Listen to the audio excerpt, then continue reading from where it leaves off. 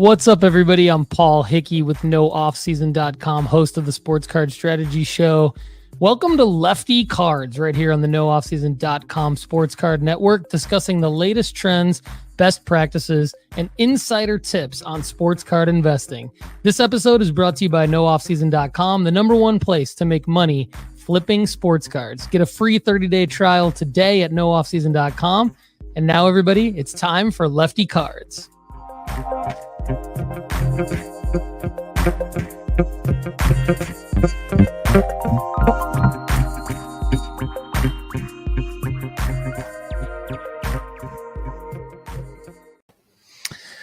Welcome to another episode of Lefty Cards. We are here today with my man Turner.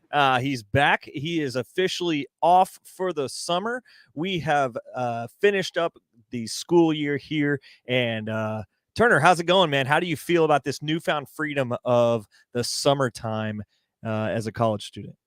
Oh, it's beautiful. I mean, I jumped right into working. So I mean, I can still bring in some money and stuff, you know. So Hey, I mean, man, that's super important, especially for some card collecting. Exactly, yeah. So I jumped right into working, but I mean, of course, having more free time on my hands, no stress about, you know, exams, quizzes, stuff like that. I mean, it's a beautiful time. I mean, of course, the weather is getting better outside, so you know, get to lay out in the sun, shoot some basketball. I mean, it's what a time to be alive. Amen, man. I was riding around with my windows down and the sunroof open today, and I was just like, man, I was actually like, I was trying to think of things that I could go and do today so I could just be outside and drive around. And then I was like, nah, I need to go home and work. So anyway, but it's a beautiful day outside, just like you said, here in Lexington. It's a proper time of year. It's a great time of year, not only for weather, but for sports cards. So for that, welcome to episode 5 of Lefty Cards, part of the NoOffSeason.com Sports Card Network. We just always love to point back to LeftyCards.com, and that's where any of our resources are hosted, and that's where any of our previous videos and episodes are hosted, and then I can hit you with a YouTube link. So as always, we appreciate your listening. For those of you that are live listening, we're so excited you're here. But Turner, we have to build up what we are calling the interner persona. And I think one of Turner's episodes from now on will be strictly a case study, essentially. Turner is essentially a giant case study for the Sports Card Strategy Show Network and for Lefty Cards, because what we have done and what we did in the last episode is I briefly explained how Turner has come through a lot of the beginning stages of a sports card investor. And like I just said, he's in college. He's a young man. He's potentially preparing for his next stage of life, but he wants to potentially put some assets back that will grow over time.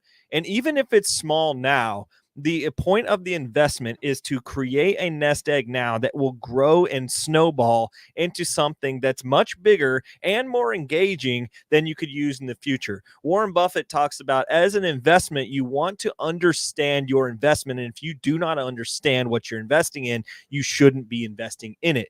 And I think for us, for guys like me and for Turner, we don't always understand stocks. We don't always understand crypto. We don't always understand the traditional real estate market and stuff like that. But one thing that guys like us know really well is the sports market. And the only asset really that is tied to a sports market for guys in our pay grade, basically. We're not out there buying Wrexham like Ryan Reynolds.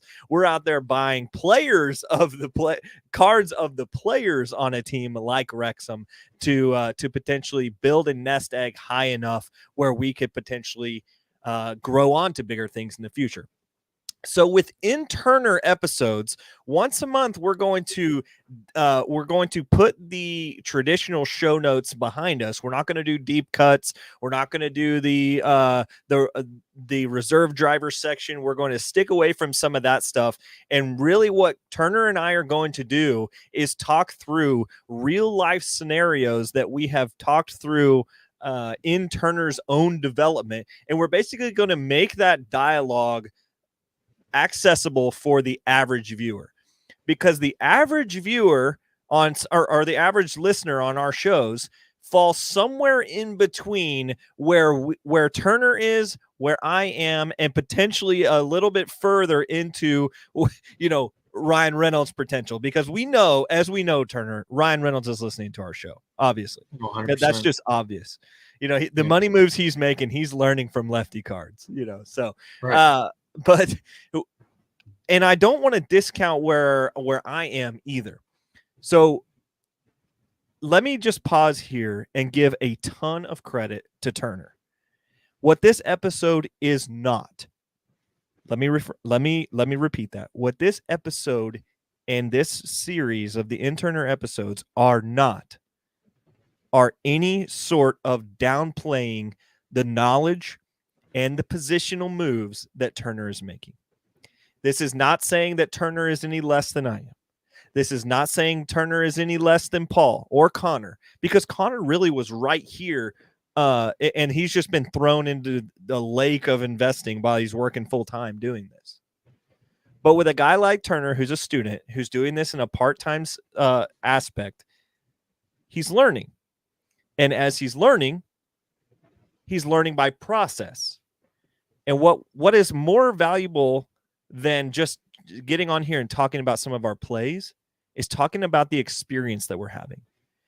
And so Turner, I think, is in a position to help the audience go through some of his plays that he's doing right now. Even some of the, literally some of the things we're going to talk about today are our text threads between me and Turner, as he is texting me about something, and then we're just chatting back and forth about the potential play he's trying to make. So what I really want this to be is not only an uplifting of Turner's knowledge. As Turner grows, we will grow, and the whole community will get to watch you, Turner, grow into a powerhouse, grow into an absolute powerhouse. And some of these first episodes will be so fun to go back on when you're just doing your own dang thing and you're teaching like 20,000 other people, me being one of them. So what I'm saying is this is nothing about you are on the low end. What this is about is just basically showing off the knowledge and the plays that you're making in a very short amount of time. Mm-hmm. How do you feel about that? Is there anything you want to add to that? Well, you're putting a lot of pressure on me with this 20,000 here. No, I feel good. I hope that this is just the start of something huge. I mean, that's what we plan on. And, just taking all the guidance and, just learning along the way. Learning is a valuable experience in itself. And like you said, with experience in general, you've got to, not every play is going to be a perfect play. Yeah. You can lose money. And so, I think this is, I feel blessed that you think this is a great idea to go through this. And I love talking sports cards with you. So, I think this can be a great series. Sick. Well, Turner, let's give us a little bit further background into what makes this a potentially good call for you to be a part of our team. So I'm going to go back a little bit. Turner, I actually wish I had the picture able to pull up, but I found a picture the other day of Turner and I in Puerto Rico, as Turner was a sixth grader, and he was traveling with our college basketball team, who his dad was the coach of, and I was an assistant. We were traveling through Puerto Rico, playing some Puerto Rican teams, and I don't even remember how this came about, but Turner got a jersey, and Turner got into one of the games as a sixth grader. And it was just next level excitement for us. I'm pretty sure it was late in the game. And you got to make your first bucket in an Eagles uniform, but I found go ahead. No, I just said I knocked down a corner three in there. Banger. Like 10 seconds left. Dude, sniping from three with 10 seconds left. I don't know what the score was, but that bucket was huge. The only bucket that I remember that was equally as cool on that trip is when our manager Caleb came off the bench, and I don't know if he made it, but he shot a three. Oh, he knocked it down. I remember it. Come on, Caleb. So, but I just found a picture from that day where we're sitting on the bleachers, and I look dang near about your age now, and you look like your youngest sister's age, basically. And Really? man, it was fun to be able to see where we're at now and know that we've been able to build a relationship together. So, but you're also going into media communication, is that correct? Like you're doing sports media, or are you doing sports management, or what are you doing in school? What are you trying to study? So I want to be a basketball coach like my dad. So I'm studying sport management here at Asbury University. Just got done with my second year, and it's a lot of gen eds right now, really. Yeah. But yeah, I mean, I want to stay in sport as long as I can, and with that, I mean, I want to like manage a dream job, which I mean, I don't know how long this could go, but it would be an NBA GM. I love like going back to like NBA 2K and stuff like that, and doing like the my GM mode, trading players and such. I mean, that's kind of like I love doing that stuff. And I mean, with my dad being a basketball coach too, I mean, that's influencing me wanting to be a major with that. Well, I would love for you to be an NBA GM as well, because I would love to come to some games and and be like, hey, can you get this card signed for me? Exactly. Have the season ticket holder. Yeah, baby. And so yeah, I would love to support that dream. But I also know you've been getting some reps calling some games. You've been able to call some games in your time as a broadcaster. Yeah. So it's kind of like a little, I mean, I guess you can call it a hobby that I like. I mean, like I said, like, I mean, it's part of the thing. I love doing anything in sports. Like, I mean, I've kind of been thinking about, I mean, having like a sport communication minor. Sure. That's like a thing. But yeah, I've called last year for whenever I was a freshman. I didn't dress every varsity game. And so one of the games I didn't dress, they were like, hey, you want to commentate? And so I was like, sure, why not? And then I found out that you get a little money from it. So I thought that was kind of cool. So with that, I commentated some men's soccer games last semester, which, I mean, I don't know a whole lot about soccer in general. I mean, I know the basics, but that's about it. But I mean, just like I said, being part of sports in general is, I mean, just part of my life that's special. And I mean, sports are never going to leave me. Yeah, I feel the same way. Sports are just part of my life. I think when I was around your age, I didn't understand how sports were going to intersect outside of just me watching them. And now I'm at a point where sports have engaged with a lot of different aspects of my life. And it's just something that the further you get in life, you realize that your hobbies are something that you can play off of. And if you have the opportunity and you're a gritty guy where you're just getting after things, you can have an opportunity to use your hobbies to build into things that you're going after. And that's what I've done. And I think that's what I'm seeing in you as well. So I'm excited about this interner profile. We're going to call them the interner episodes, just because playing off of that fun narrative.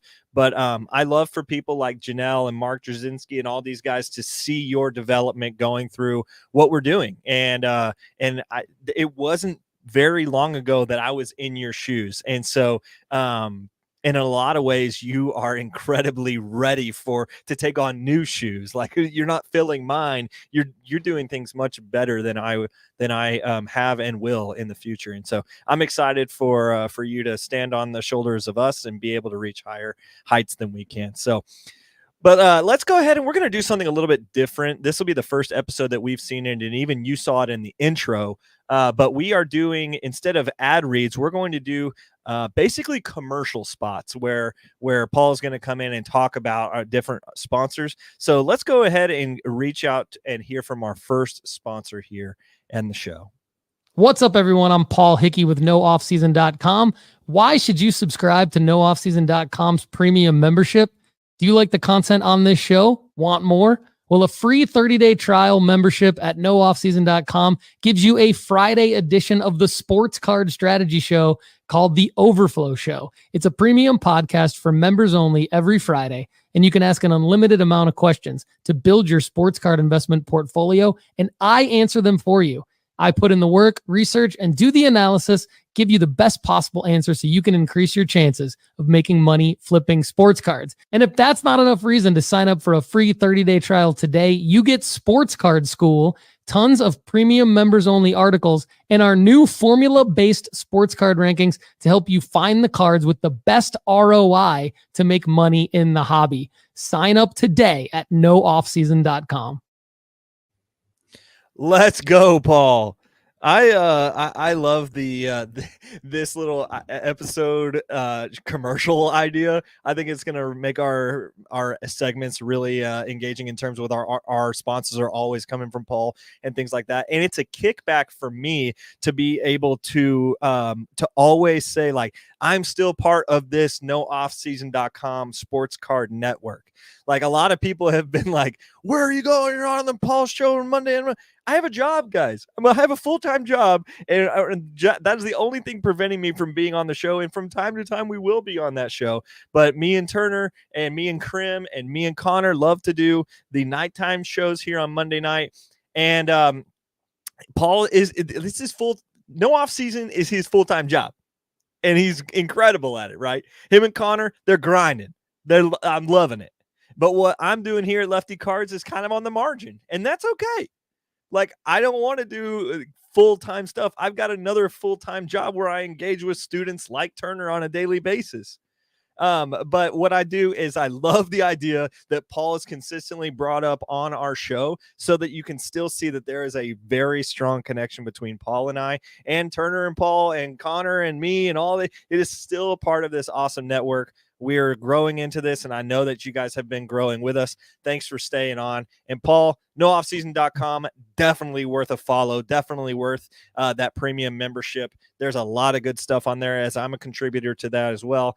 And additionally, Paul will have an episode with me in May where he's going to come on this show. And I think we're actually going to do the interner episode with Paul, and Paul, Turner, and I are going to potentially all be on here so that Turner can ask questions to either one of us, and we both can have a response. And it'll simply be a little bit like an overflow show from back in the day. And Turner will just be submitting questions, and we'll be in response to that. So definitely look forward to that.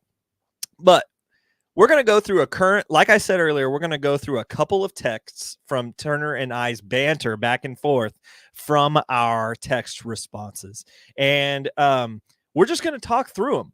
Basically, I'm going to lay it out there, and then I'm going to push the ball over to you, Turner, and say, what was your thought process here? And and you can go as far back into the context as you really want. You know, like this first one, we're going to talk about some practical tips and things like that. Yeah, you can take it as far as you want, and then we'll just banter back and forth. You kind of push a question across to me, and this will be basically just be like our own text conversations, act like we're the only people here, and we're just going to basically do what we always do, and then people are going to be able to learn from it. So let's just start with text number 1. And basically it says, no, I get exactly where you're coming from. It's great perspective for people to listen and relate to. Tell of the top 3 practical tips that was in response to me bringing up the interner position. I guess I should have said that first. The interner idea. Basically, I didn't want you to think that we were seeing you as less than or anything like that, but I just thought it was a good opportunity for people to be able to practically learn alongside you and really root you on as well, and get to know a little bit of your persona more and know where you were at really, like, from a really vulnerable state, and just plainly put on display exactly who you are. You're not playing a persona of some extremely knowledgeable person, and you're not also playing the persona of an extreme base level person either. You are just playing the persona on this podcast of exactly who you are, and I love that. We're not faking anything here. We're basically just putting it out in front of you. And I said, what do you think about that? And your response in our text was, no, I get exactly where you're coming from. It's a great perspective from people to listen to and relate to. So just unpack that a little bit. Like, where are your thoughts basically there? Well, I mean, you've had experience with sports cards in general, and I mean, it's been for a while now, and I look up to you with that. I mean, among other things, of course. And so, I mean, in one perspective, it almost seems like some people think like, oh, I can't get at Lefty status because he's already jumped in for a couple years now and build up revenue and stuff like that. So I can take his advice, but I don't have the. I mean, I'm never going to make that $1,200 sale like Caleb Williams. I mean, of course, for me, even I'm thinking like, how in the heck am I going to buy a card for $600 and flip it for $1,200? You know what I mean? Yeah. And so with that, it's almost like I mean, like you said, it's not a pedestal, but it's like experience from what we've talked about. So my experience can relate to people that maybe are new audience members, or like we've talked about, I've probably done this for about a year and a half now, a year. And so, I mean, I don't have a huge budget to go with. And so with that perspective, I mean, people can listen to plays like me buying a $40 card and flipping it for 100 or something like that. Yeah. I mean, those are more, it's almost like you can say they're down to earth plays. Mm-hmm. Just, I mean, or like even like penny stocks, how we've talked about, I buy a car for 9, flip it for 20. I mean, people still like listening to that stuff. Yeah. I mean, people like having that higher, profit margin, but you got to start somewhere. And that's the perspective that I can put in, is where you can start from. I mean, and how you can build it up from there. Yeah, I think in terms of profit margin, you're making incredible margin. I mean, a 2x on, like I did 2x the Caleb Williams card technically, but most of my plays are from 500 to about 700, or like I'm banking $200, which is great, but the opportunity cost there is is bigger. Like I bought for instance, before the whole market crashed, I bought a Zion PSA 10 for 200, and that card's worth about 60 right now. So with bigger plays, you have bigger losses, but at the same time, you have bigger financial wins. And as your snowball grows, you make bigger wins. And, for me, I still feel like a little minnow. I still feel like a minnow in a freaking ocean of sharks. Like when you go to a show and you've got a kid with $30K in his pocket, and it's just ridiculous to see some of these things, but I think it's all a journey, right? Everything is a journey. And that's something that I've talked about in other aspects of my life, where journey is really important. It's not necessarily destination. That's the important part. And I think especially in investing as well, you can't one thing that I got some advice early on in my marriage is you can't have your expectations of your parents' house being the same house that you have, because they're 30 to 40 years ahead of you in life. And so like right when you get married, you can't expect to have a 5-bedroom house with a, multiple thousand square feet, blah, blah, blah. If all you and your wife can do is a couple 100 square feet for like with rent, and you've got a train outside that's shaking your house, like that's still great progress. Like you're still making incredible turns. And then 30, 40 years down the road, you could potentially be at the same place that your parent, or further ahead than your parents were when they're 30 years down the road. And I think it's the same principle here, like, and I think I still want to point back to, I think it's awesome that you are making $9 to $20 plays. That I guess that's 2.2x or something like that. That is a great play. Like if you're making 2.2x, like I didn't even make 2.2 on my Caleb Williams play. There was just more money involved. So when you're looking at percentage gain, I think that's something we should always shoot for. And honestly, it's easier to make percentage gains higher in that level. It is easier or more likely. I don't know exactly how I want to finish this statement, but I'm going to roll with it, and we're going to see if it hits. It is easier to make a $10 to $100 play, I think, than it is to make a $100 to $1,000 play. Yeah, because the 10 to 100, you may be crossing 2 to 3 borders there. Like I feel like there's like a $20 threshold, and then there's like a $50 to $60 threshold, and then there's probably the $100 threat. Like mentally, I think. Does that make sense? Yeah, I mean it's almost like relevance with like cards in general with that, just because like whenever it's a $10 player, like, I mean, with cards in general, like going from $10 to 100, it's basically like the player just becomes relevant. And of course, it's hard to do sometimes, but like the $100 to $1,000 is like the relevant player has to become a GOAT. Yeah. And that's, I mean, yeah, that's you've got to hard go from relevant to superstar. That's a big jump. Right. And that's harder to do than player that's maybe on the end of the bench in any sport to then like maybe being the sixth man in basketball or like being the backup quarterback who gets some reps and something like that. So, I mean, in a perfect world, if you were living in both areas, it would be really profitable. Like, you know, and I to some degree, I'm still doing that with Bowman Chrome prospects. You know, like when this last year, I made a bunch of Spencer Jones Chromes and I bulk graded them and then sold them for about $70, and I think I made like $30 or $40 a card on a potential $20 or $30 investment. You know, so.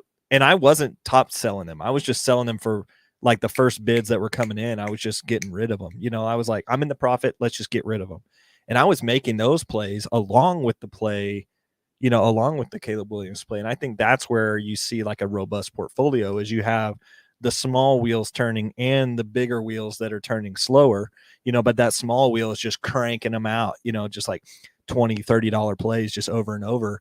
You know, it only takes three $30 plays to essentially get you $100 play, you know? Right. So, and those are a little more popular. So I love the fact that you are, that you're growing into that. So, do you have like maybe just off the top of your head, like 3 practical tips that you've learned over the last year and a half from the Sports Card Network? Yeah. So first is, I mean, of course, this is going to be the obvious one, but with sports in general, you got to know what you're doing. Like, I mean, you got to know some players a little bit. Yeah. I mean, of course, you don't have to know all like 15 guys on a playoff roster within NBA, for example. I use a lot of basketball analogies, of course. But, I mean, you got to at least know like some players and, I mean, know about the sport in general. I mean, you can't just like jump in to a sport and know nothing about it. I mean, you got to have some common knowledge about that. I mean, that's kind of like the most obvious tip.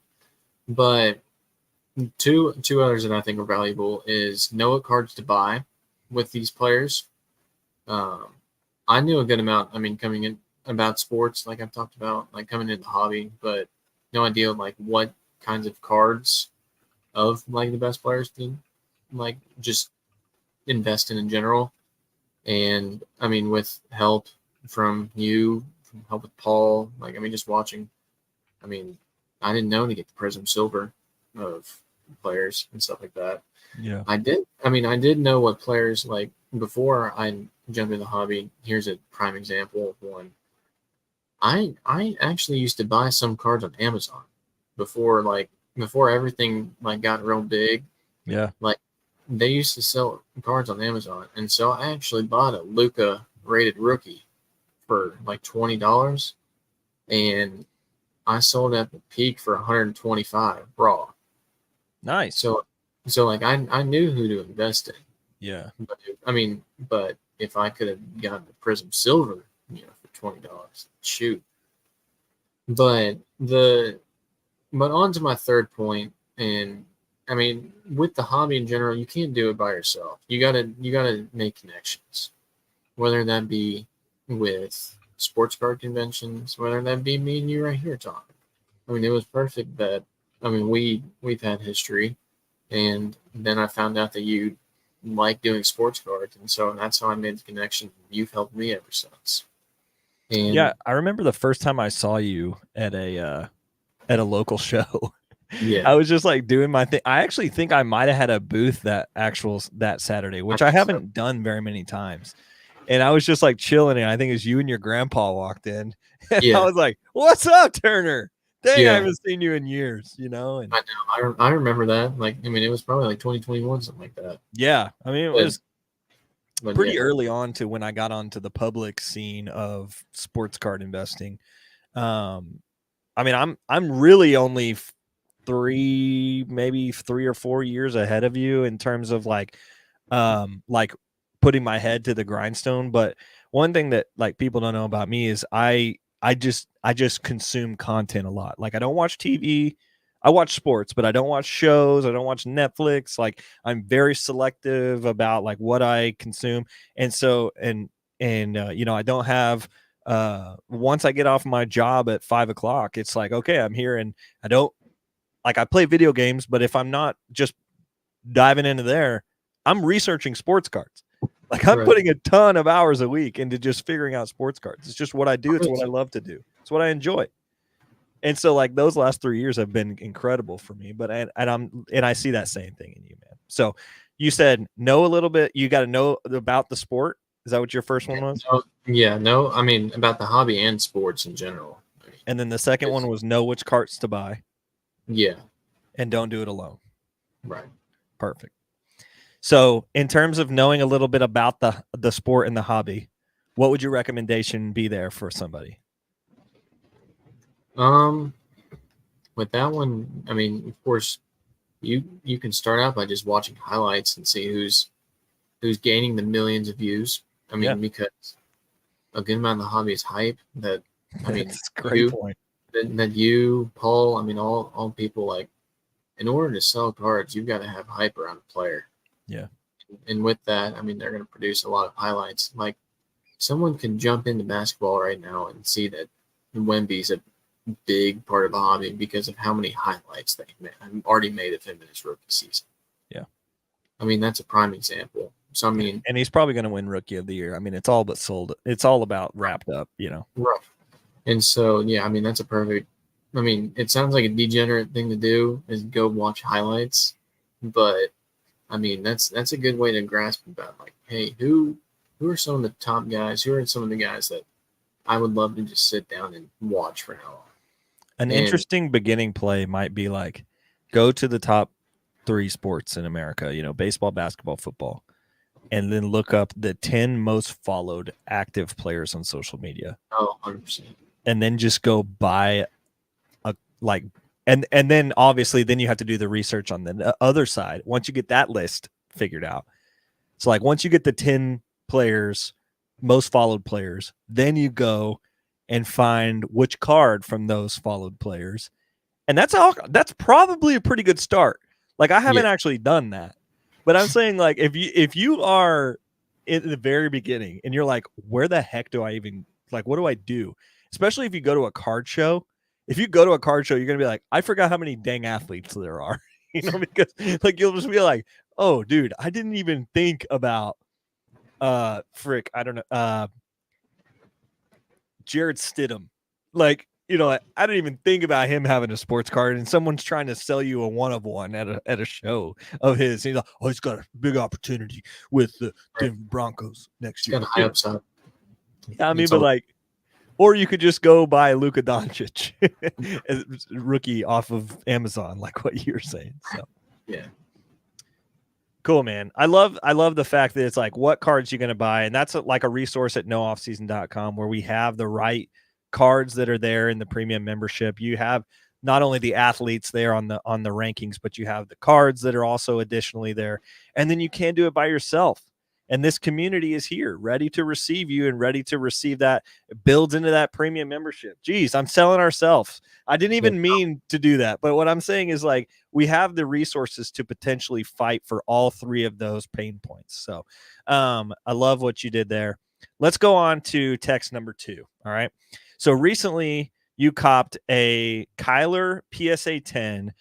I don't know. I don't remember exactly which card, because as I'm copying our text threads here, it just says PSA 10 for $65. I don't know if this will show, but there you go. So give me the actual card, what it says on the PSA listing. It's a 2019 Prism Kyler Murray. It's just the base. Okay, so it's the base PSA 10. Yes. And what did you get it for? The 301, and I got it for $65. Did you do it on eBay? Yes. Awesome. Okay, cool. So talk us through this play. So a lot of that I mean, of course, Kyler Murray has had some decent years, but I'm not going off of performance. I mean, in the text thread, I talked about how, I mean, classic sports card strategy show with going off of hype. I've already talked about that a good amount. Yeah. Marvin Harrison Jr. just got drafted in that team. And I mean, that's going to produce hype in itself because any team with Marvin Harrison Jr. is going to gain some more eyes this year because, I mean, he's a beast. He got picked like what, top 5, top 10, something like that in the draft.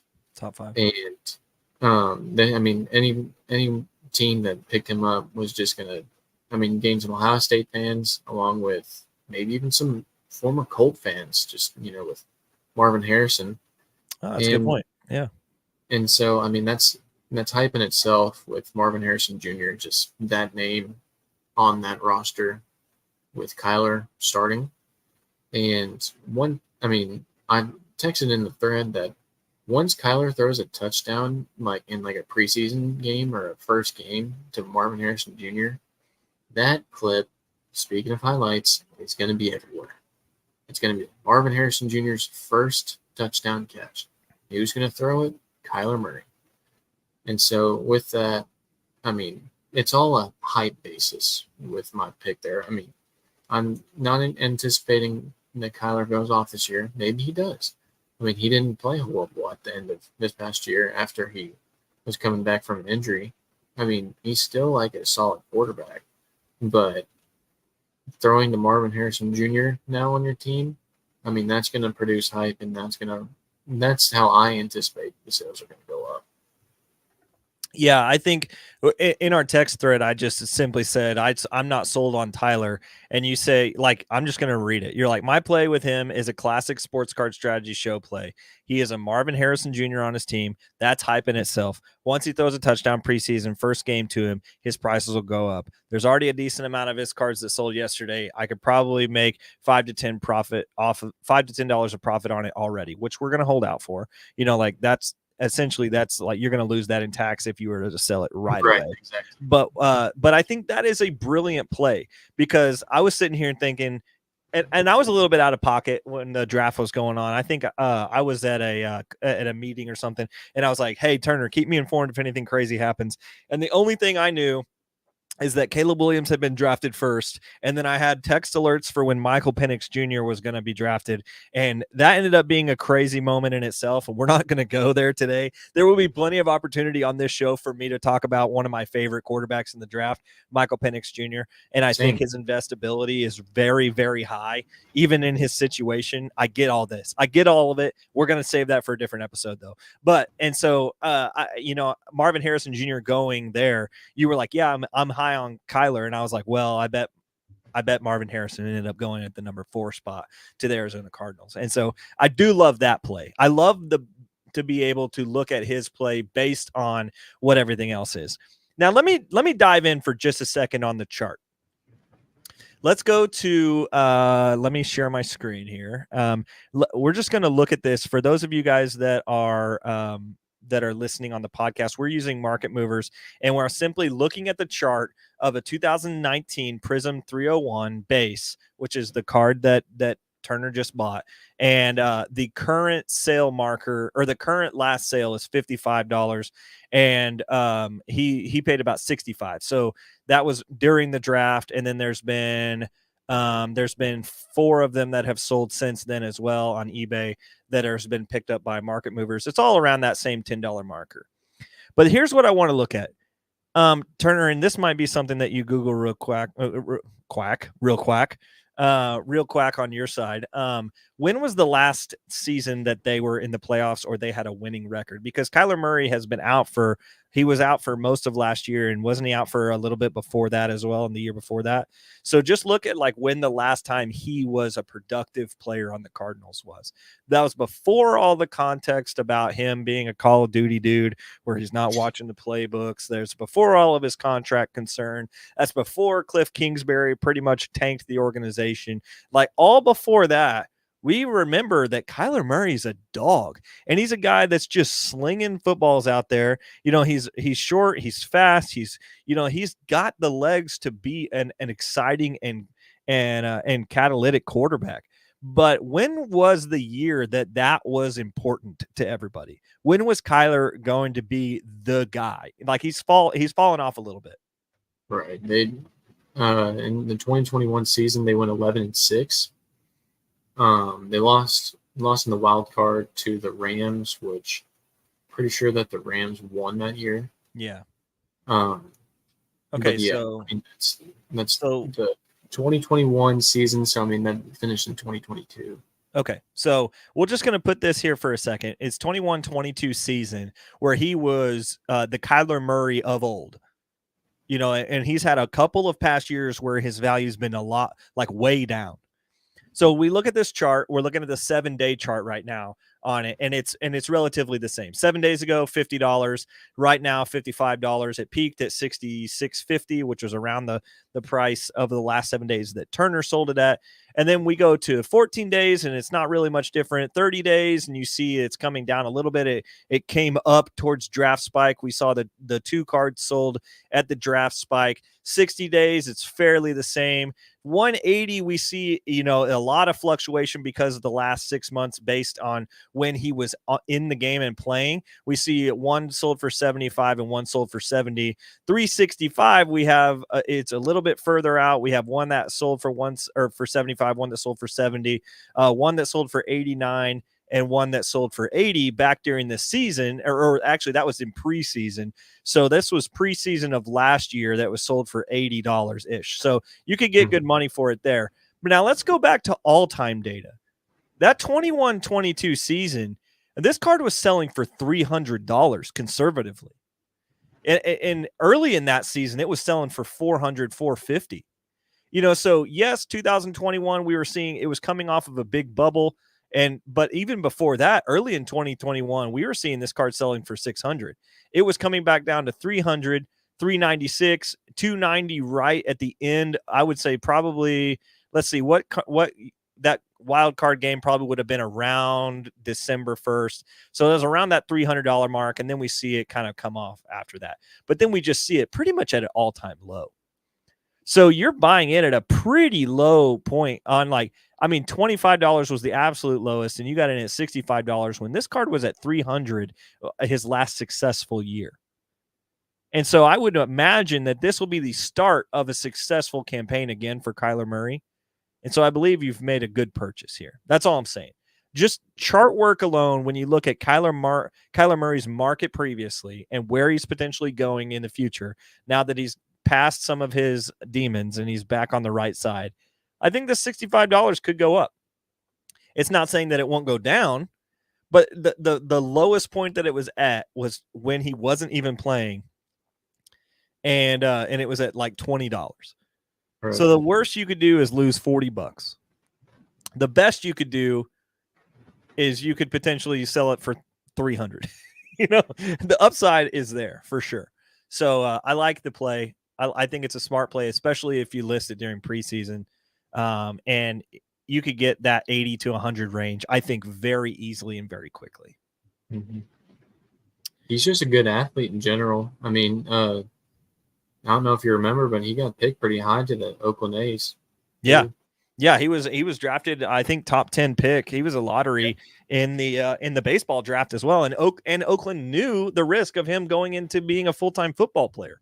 They were willing for him to be their shortstop if he was going to be able to either do both, which I think would have been sick. You know, like, think now if he ends up like on the Raiders somehow, and then like he's also in the same town as the A's. Like, do they bring him back? Because they still do have his rights technically. Like, do they make a ploy to try to sell some tickets by making Kyler back in the fold? I think he's a little old for it now, but I'm just saying that would be an interesting conversation. It'd be crazy. All right. So that's text number 2. We've gone through the tips. We've gone through that. Let's hit another Paul Hickey commercial, and we'll be right back. Kendall, are these people ready to start grading their sports cards? CGC Cards is the perfect place to slab your favorite sports cards. From their crystal clear holders to their affordable pricing, CGC Cards is the perfect stop for your grading needs. Go to cgccards.com to start grading today. CGC. We love those crystal clear holders. They look good. They're clear. I think that you've got a different look. You're gonna have super fans of every grader. Like you're gonna have the PSA Super Boys. You're gonna have the Tuxedo Boys, and I think the CGC boys have like something to fight for, and how clear and beautiful and crisp those slabs look. So thanks, Paul. Thanks for the commercial break. We're gonna come back with text number 3. So you said let me revisit this. Text number 3, we talked about Emmanuel Quickly quite a bit this year. We talked about him leaving the Knicks, going to the Raptors. That didn't play like I wanted it to. Even when he got traded to the Raptors, I was a little upset because I wanted him to make the deep playoff run here with the Knicks, or potentially get moved to a different market team and for him to be the guy. And then he got moved to a team that I probably is one of my least favorite teams investment wise. And because the market for a Toronto Raptor is just booty. And so Quickly moves solid to the Raptor. And you said, I'd also keep my eye on Miles McBride to have the Quickly role for New York now. And then that was, I believe, like earlier in April or March. And then you kept the receipt, went back and replied and said, man, I should have bought some of his cards before the playoffs. So talk about that with me, and talk about which cards you're looking at here, and which cards and what impressed you about Miles. What did you see beforehand? Because this goes back to your original point. You have to know the players, you have to know which cards you're going to get, and you have to do it in community. So you're doing those 3 things in this play right now with me. And so talk through, how did you know that this was going to be the guy? Which card were you looking at? And then and what about what he's done recently has made you like regret not getting into more of him? So low-key, I had a little bias with McBride because I watched him in college at St. John's. Okay. He was a bucket in college. Like, it was him and Marcus Howard from Marquette were around the same point. And even, like, I want to say Seton Hall's Miles Powell. Those 3 guards literally would give guys just endless buckets. I mean, they all averaged like 20-something apiece. And so with that, I mean, I saw Miles McBride go to New York, and I mean, of course, he's behind Quickly and behind Brunson and all that. And I was like, he's not going to do a whole lot. But then I saw his minute production go up as Quickly got traded away. And so that had me thinking, okay, he might start being relevant, like I talked about, the $10 to $100 play. He's starting to gain more relevance. He's getting more of a role. And with that, I mean, there could be a play here. But with me, my opportunity cost with that, like, it's almost like I just wanted to throw a prediction more than just, like, I mean, put a couple dollars here and there, just because, like, I mean, of course, I didn't have a whole lot to lose. I could have made some money here. But with that, and with that, I didn't buy any cards. But that's why I replied and said, man, I should have bought some of his cards before the playoffs. And with that, I mean, it could have been Prism Silver, it could have been an Optic Hollow. I mean, Gary from Hoops and Cards said it best when he talked about, like, playoff performers in general and them being basically like penny stocks. And I mean, a potential performance, I mean, could cause these cards to just rise. And so with that, I mean, that was what made me think about Miles McBride a good amount, because the Knicks, as jumping in as a 2 seed, I mean, and going against the Philadelphia 76ers, which I was kind of nervous for them at first, but they're up 3-1 now. With Randall going down, more of the roles of everybody else are going to jump up. And with that, McBride. And so he's been playing solid for the Knicks right now. I mean, of course, he's not having 47 like Jalen Brunson, but he's becoming more relevant. And so that's why I made that prediction. But I mean, Yeah, other like guys with playoff like potential stuff. Yeah, potential playoff You're riz. cutting down on me, but I'll keep going. But Can you hear me? You're coming through, so I don't know if you can hear me. You're cutting out for me. All right, just keep going. Say it again. Just keep going. Keep talking. Yes. Okay. So another playoff performance is Jaden McDaniels from the Timberwolves, who I actually bought an optic rated rookie from recently. I mean, it was only like $1. It was a $1 bin at a card store. He had, I want to say, like 20 something in game 2 against the Suns. I mean, that's a good playoff performance right there. But yeah, I mean, it's just like anticipating penny stocks, basically, as Gary talked about.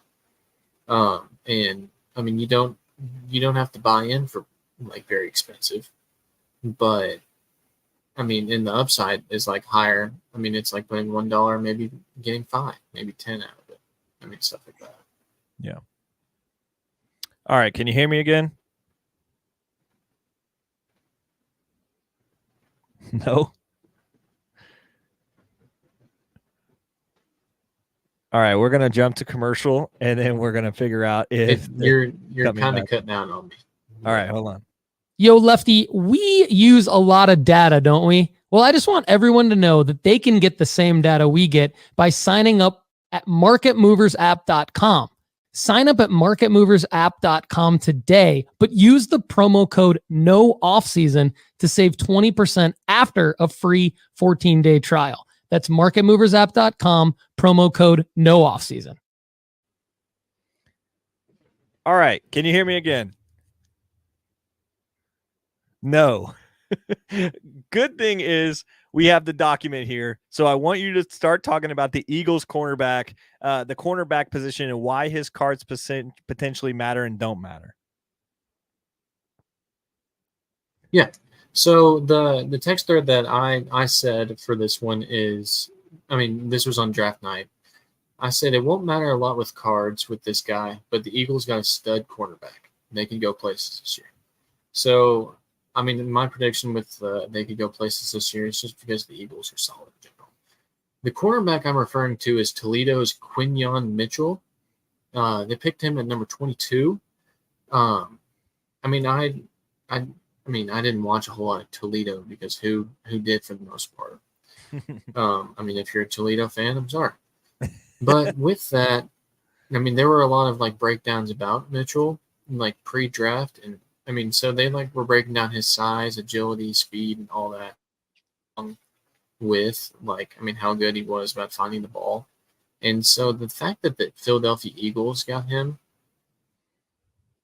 I mean, they just stole him basically. Is what I mean, just because anytime a contender can get a top defensive player or a top skill position player in general, I mean, I feel like it's a steal. Kind of like how the Chiefs got Xavier Worthy from Texas. I mean, that's ridiculous how they got him. But the reason why I said it won't matter a lot with cards is because a lot with those defensive players, the prices don't really rise because, I mean, there's not a whole lot of, I mean, compared to quarterbacks, the hype isn't there a whole lot. I mean, defense wins games, but it doesn't win you money, I guess is what you could say. I mean, they don't bring huge card gains. And a prime example of that is a couple of years ago now, I found a $1 box bin find of a couple like Trayvon Diggs cards. Like, I mean, it was his Prism base, and got them for $1 each. It was the year that he was going off, averaged like an interception a game. And I thought, shoot, I could flip these for a good amount. And I ended up selling them for like $3 a piece or something like that. I mean, it's still gains, but like if that were like, for example, like whenever Brock Purdy started going off, like the $1 compared to how Brock Purdy went off, I mean, it would have been like even a rated rookie would go to $20 at the time. I mean, so the potential gains for the skill position players, even on defense, is not super high. And that's why even if I mean, even with the Eagles getting a stud cornerback, like I'm still not gonna bite as much as I would on like a quarterback, for example. Yeah, it makes total sense. I think when we look at the positional players are always a maybe for us. I mean, we talk about some of the 49ers guys that are going to come back and forth this offseason and who's going to get hired and who's going to get a long-term thing. And then they go ahead and take a wide receiver in the first round. They go ahead and get a guy like what's that guy's name? They go ahead and take shoot. You said the 49ers? Yeah. The 49ers end up going and getting Ricky Pearsall from Florida, who's a great route runner who can take the top off, also can do the catch, run after catch. They are clearly doing something away from one of the guys, whether it's Brandon Ayuk or whether it's Debo. Yeah, Debo Samuel, who's going to be on the cut list. And what I mean by that is they're going to trade him. They're going to get something for this guy or for these guys, but they can't bring them all back. And so that is one aspect where we have recommended previously skilled position players being an opportunity to flip. But if you look on the other side of the ball, it is very, very rare that that any player makes a residual 10x or like a $1 to $10 move on a defensive position. I mean, you can even look. I remember back when Myles Garrett was getting all the hype because he hit Mason Rudolph with the helmet. Like his card prices did go up actually, but it was from like $1 to $5, and that was like one of the most extreme rises I've ever seen. And then you go to like I think it's really funny to have Justin Tucker in my portfolio. Like someday I'm going to have a really sick Justin Tucker auto RPA, probably just because I think it's funny, not because I think I'm going to make a lot of money on it, but it's like, it seems like something you could throw into a deal and make a deal happen. Like if there's just a couple of values off, the guy's like, oh, I have this Pulisic and I like that, Ja Morant, like, oh, we're just not quite there. And I'm like, wow, what if I throw in this out of 10 Justin Tucker RPA? He's going to be like, I mean, okay, and then it makes the deal happen. Not like it's going to be valuable, but it's just funny to have that in your asset pool. But I think that's some of the only ways that you can have a defensive player or even a specialty player that is marginal at all. They have to have massive appeal. And so just like your Trayvon Diggs play, I think that potentially is something that you got to look out for early in investing. You got to look out for like, oh, this guy. So that goes back to Diggs was all over the media. He was all over the media from having like an inception or interception, like not inception. He was having an interception like every 3 passes that were thrown his way. He was doing absolutely incredible things. Trayvon Diggs is his brother who has residual hype as well. And then he's still a $1 to $3 flip. Like that's a lot of work for potentially no return, right? Unless you were selling 100 of them, like if you got $100 Diggs cards and you were selling them for $3 a pop and you made $300 on the $100 cards, that's a little bit different. Like you've got to up the quantity like mega if you're going to make $1 to $2 in flips and fluctuations. So yes, I do like how you said that the Eagles did get a stud cornerback, not that it played into cards. You just liked the move from a professional standpoint. And that is something that you see a lot in the hobby. Like once you get a better pulse for what you're doing in the hobby, there will be cards that are available that you're not going to touch with a 10-foot pole because that's either going to be a very marginal play or a loss, or you're just going to have cards sitting around your house, which is not what we like to accomplish here at nooffseason.com and at Lefty Cards. We're not hoarders. We're not trying to have like just vaults full of cards. Like that's not what we're trying to do. We're trying to make money. Right. And that's just part of it. So good play, good breakdown here on the Eagles. Especially, I love the like comparing it to Trayvon Diggs because he was freaking on fire for a while. And if you could only make a $3 return on a $1 card, like that's just tough. Especially when you look at fees and all that kind of stuff. If you're not doing that in person, it gets even worse. And so, yeah, I love the response. So that response, as well as the Miles McBride play, is marginal. Like these are what you're talking about by penny stocks. And one of them is a potential play with a penny stock, and another is like a stay away penny stock. And so, like you've on this middle section of our episode here, you've played to your penny stock strength here, but you're pointing out the differences between why one of them is a good or is a potential hype play and one of them is potentially not. Miles McBride's a bucket. You talked about you watched him in college and he's just an absolute bucket. He all of a sudden has play time in this Knicks roster. Knicks are going to continue to get better. Jalen Brunson's he's not old. Randall's going to come back. They're going to have more assets it seems like this franchise is finally trying to make some good decisions. They're in the East where they're going to be able to probably make that 8th seed or the play-in tournament very easily. They're going to be better. And so Miles McBride has a position to potentially rise. And I just looked, and as of a week ago, you can buy a Prism Silver for his ungraded for $1. So you do that, you pull them in, you just throw them into some of your bulk plays, and if you can get $20 for a PSA 10 of his silver someday, like you're already anything more than $20 and you're in the profit. And $20 for a Prism Silver NBA player is obtainable, no matter if they're playing or not.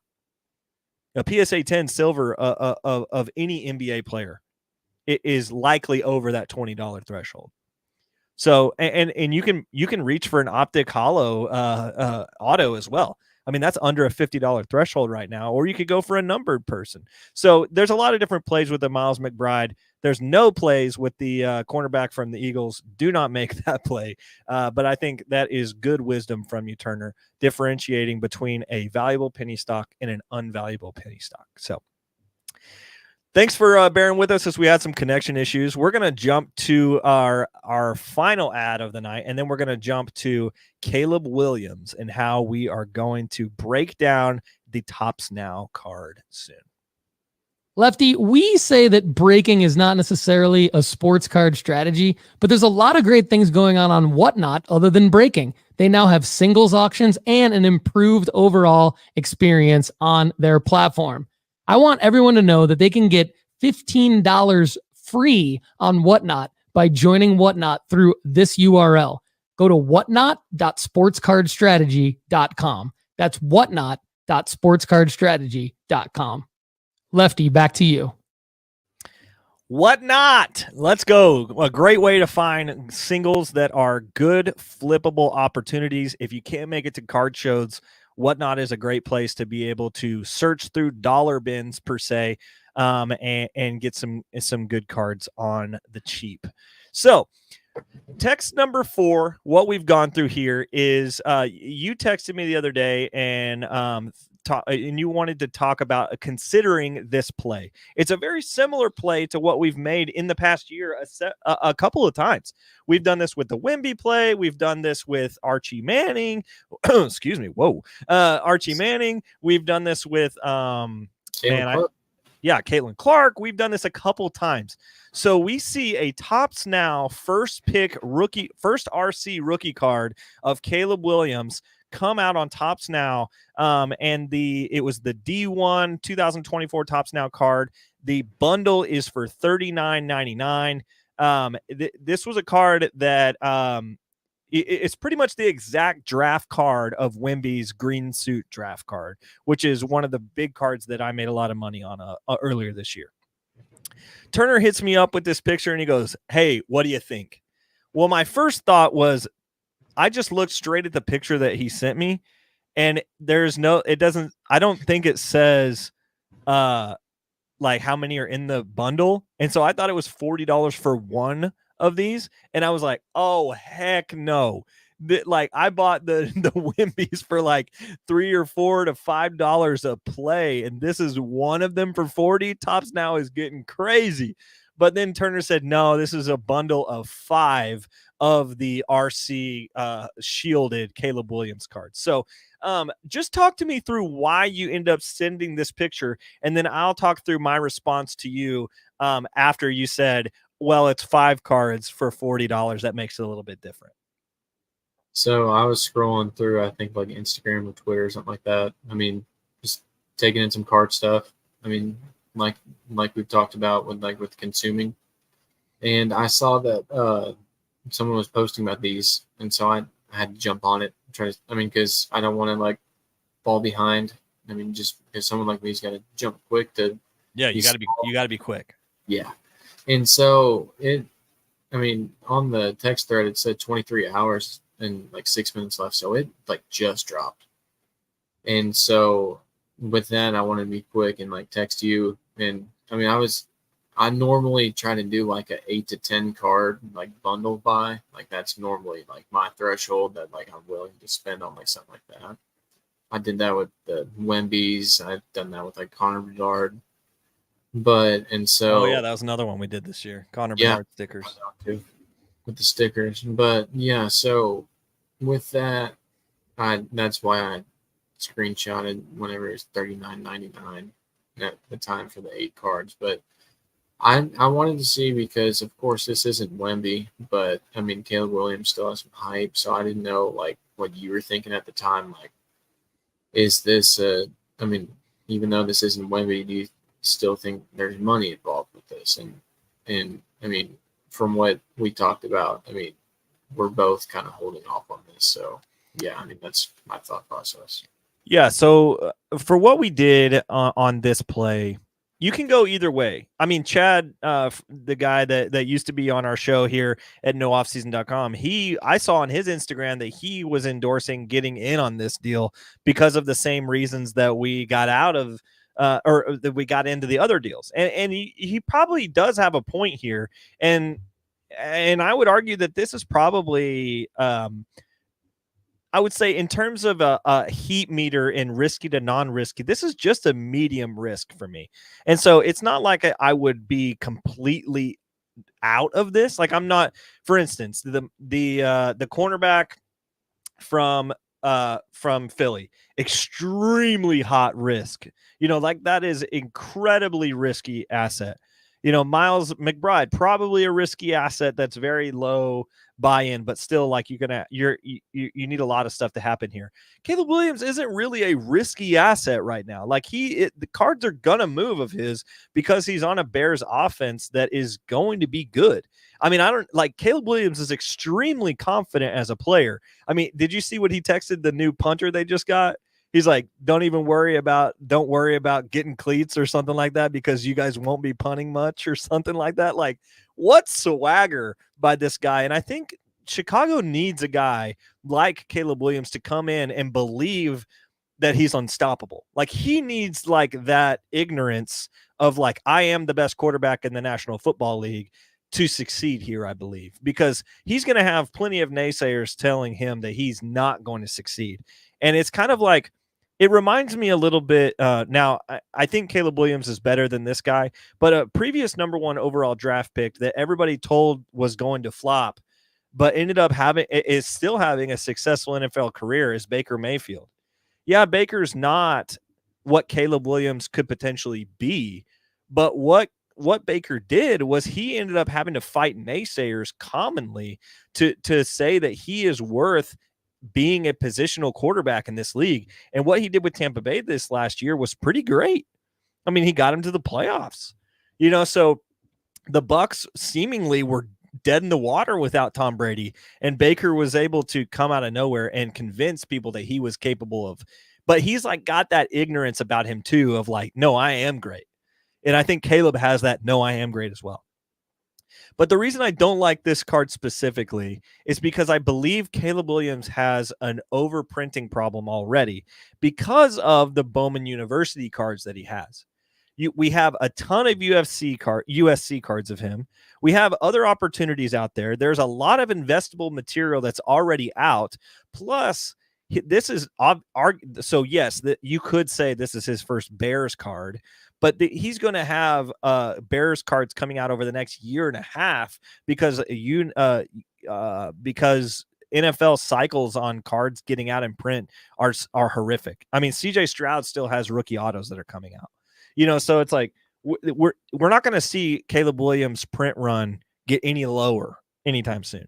So I do think like you could make a quick play, and it is a Tops Now card, which means the likelihood of it gemming, the gem rate is really high because of the way that they cut the cards. But it's just not something that I'm willing to move on right now because Bowman U cards are so accessible from him, and because I just sold a Caleb Williams Color Blast for $1,200, I think I'm just going to hang it up on that and just retire my Caleb Williams for now. Maybe not retire, but maybe go into a soft retirement, kind of Brett Favre on the Caleb Williams play. So that's where I'm at with it. I know that other investors and other people in the media are high on this play, but that's currently where I'm at. I think it's a play where there's an oversaturation of Caleb Williams cards already, and there's not anything distinct about this card other than the RC logo that I really love that sets it apart.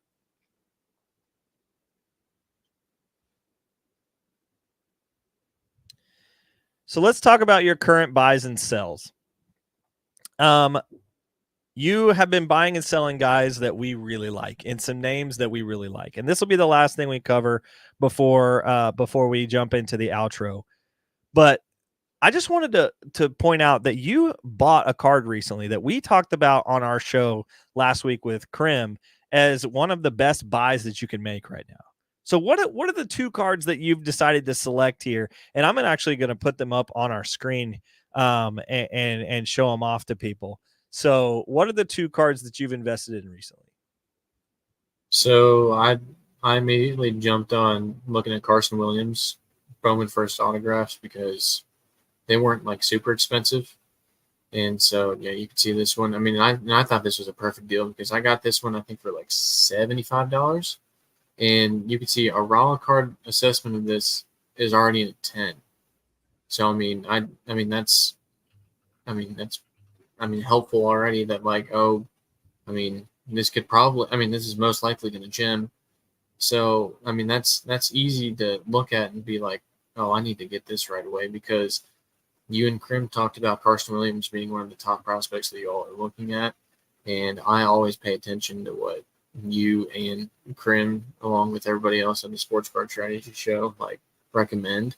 And so the fact that both of y'all were saying like, oh, Carson Williams is at the top of the list right now of guys to get, I mean, it made me want to look at the autographs. And then, I mean, this one was different from the others because of how, I mean, of course, you're not going to find a raw card assessment 10 like every eBay listing with autographs and stuff like that, or even just like good cards in general.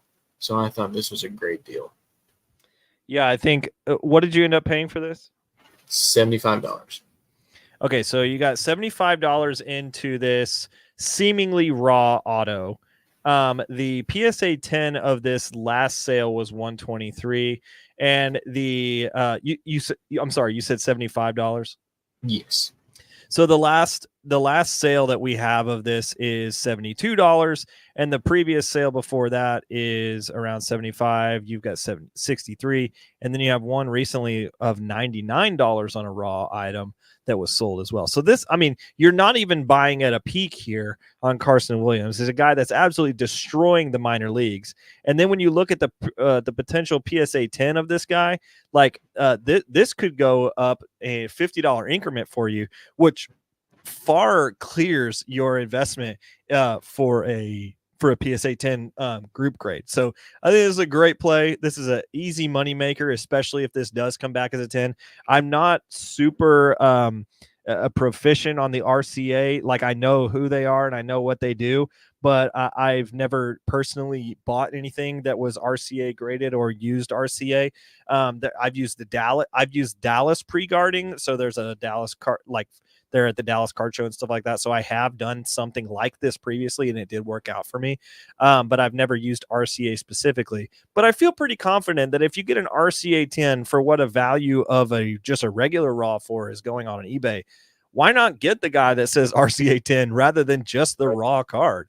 You know, like, I mean, this guy clearly has it somewhat sealed in here. And so, like, as vulnerable as he can be, he's showing you that there is a pre-grade here, and it's going for $3 more than the last sell of a raw card. Like, just add the $3 insurance and go ahead and send it in. So, like the play here. All right, go ahead and talk about the second one.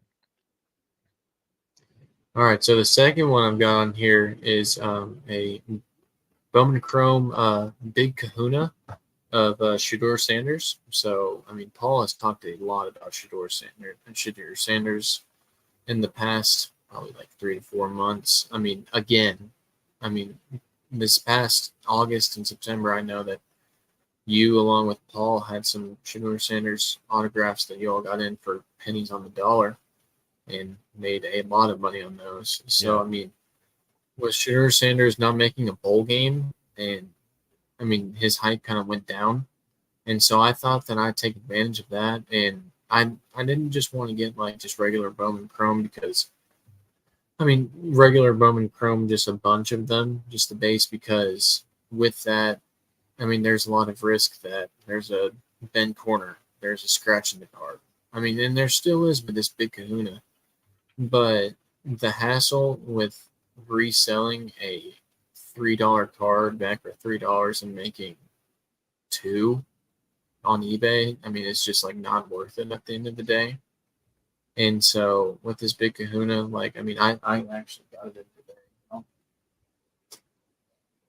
What'd you end up on this one? $60. Okay, so $60 I mean, it's real Big Kahuna. But yeah, so I mean, that's higher than, of course, a regular Chrome, but with that, I mean, there's higher upside with it being a PSA 10. I mean, and it looks in great shape, so I'm gonna submit it.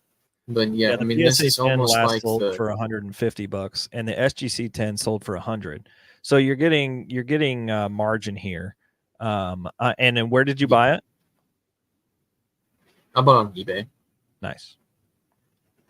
Yeah, so Shedeur Sanders actually is coming out right now as the now I wouldn't recommend doing this, but I did see that he is the betting favorite right now for the #1 overall draft pick next year. Of course, it's way too early to know that right now. If you're betting on Shedeur Sanders being a #1 overall draft pick right now for plus 100 money line, like, that's just ridiculous. It's not good odds, and please don't do that. Go buy a sports card instead. But what I'm saying is, he is the odds-on favorite right now for potentially being the next #1 draft pick, or at least the #1 quarterback drafted. And so these kind of cards, these Big Kahuna cards, are inserts that are basically a lot of like what Krim was talking about, where you have potentially like I believe the Big Kahuna is a case hit for this particular set. So you have Big Kahuna autos, and you also have Big Kahuna raws and Big Kahuna's refractors as well. So and numbered parallels. So you've got into this Big Kahuna about $60, grading fee about $15 to $20, 75, $80, and the PSA 10 of it is selling for $150. I would say the 9 of it is probably selling for around 80 to 100, assuming that the SGC 10 is selling for 100.